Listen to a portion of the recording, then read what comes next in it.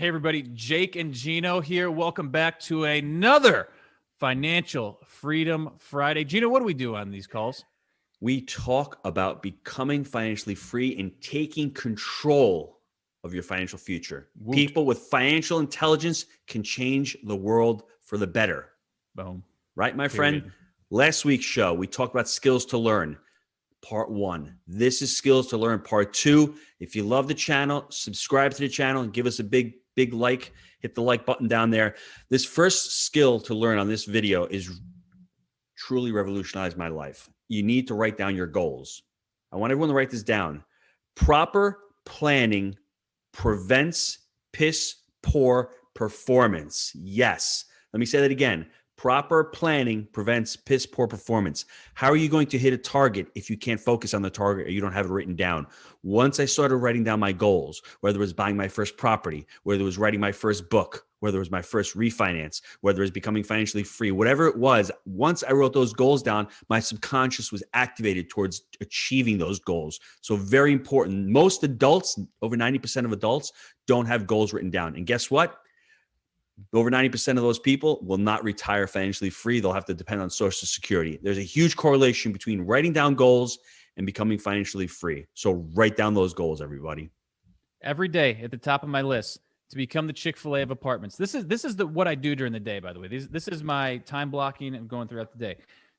Become the Chick-fil-A of apartments, high-level customer service. Exterior improvements, something we're working on the properties right now. And 1 billion AUO. What is that? That's not assets under management. That is assets under ownership. Ownership. Boom. Love that. This next skill, people are going to grumble, say, should I do it? Do I want to do it? It's revolutionized my life as well. Start journaling. Start writing down your goals, but also start writing down what you've done throughout the day. Take account of how your day is going, of how your week's going. Get your thoughts on paper. I've got scraps of paper all over the place. I love to journal. I love to get my thoughts on paper. And when I have an idea, it's there and I can go back to it. Once you start writing down, it activates the subconscious mind and your subconscious starts working on it. Kind of like when you just created the MIH journal this week.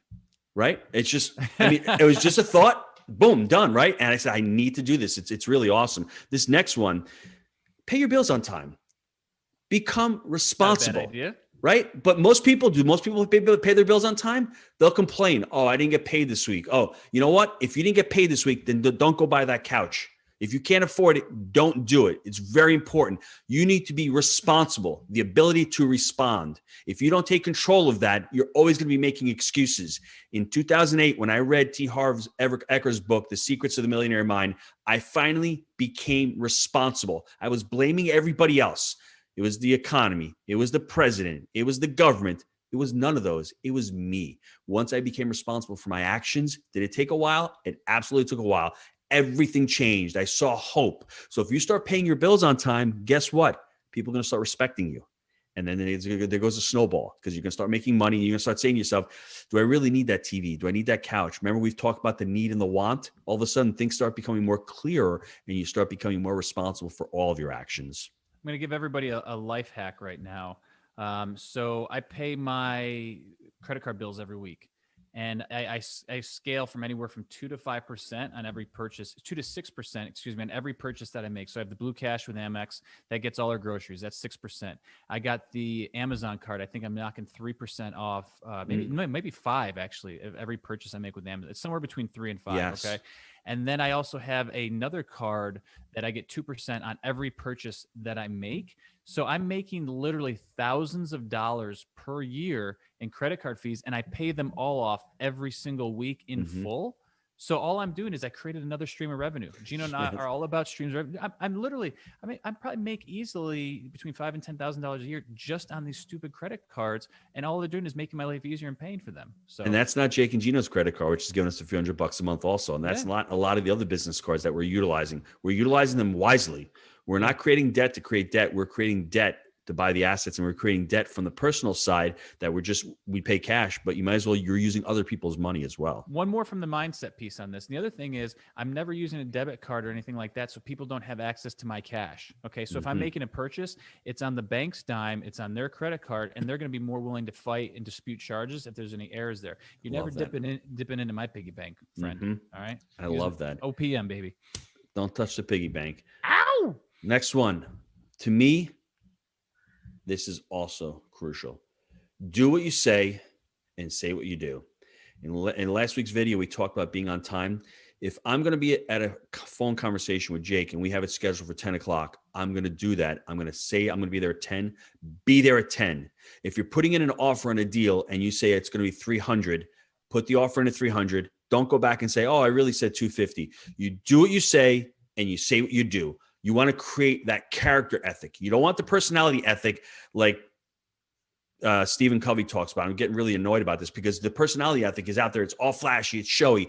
You want to build a character ethic. You want to build integrity. You want to build morals. You want to build principles and values based upon yourself for the long game.